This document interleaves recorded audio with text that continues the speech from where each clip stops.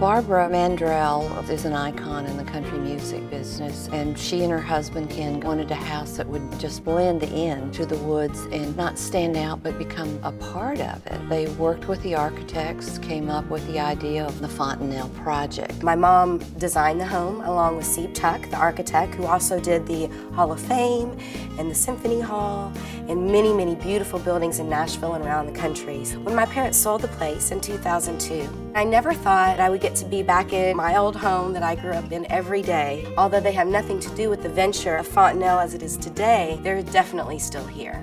When the visitors come here, what they're going to see is a home. They're not going to see a museum. They're going to see a place where they're welcome in as guests.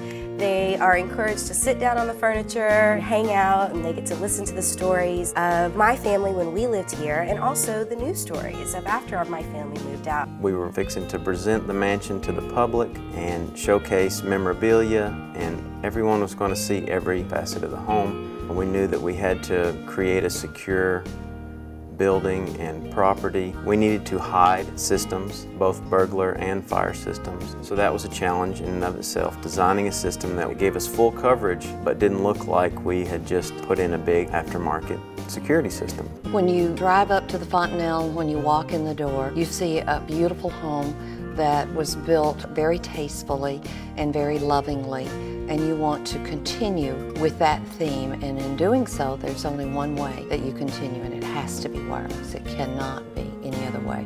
You cannot, in a structure like this, have a lot of conduit and a lot of wires showing. We had to monitor our fire systems, which were upgraded. We had to secure the facility.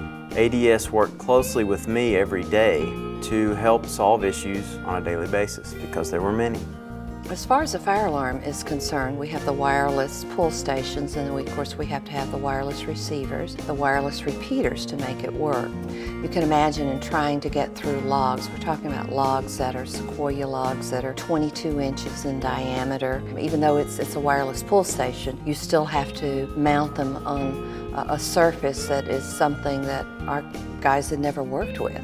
At the Fontanel Mansion, we have over 20 exterior doors alone, and the nature of the construction, brick under most of them, it was not going to work like I originally thought. That's when MJ suggested that we run only a few door sensors, but lots of motion detectors.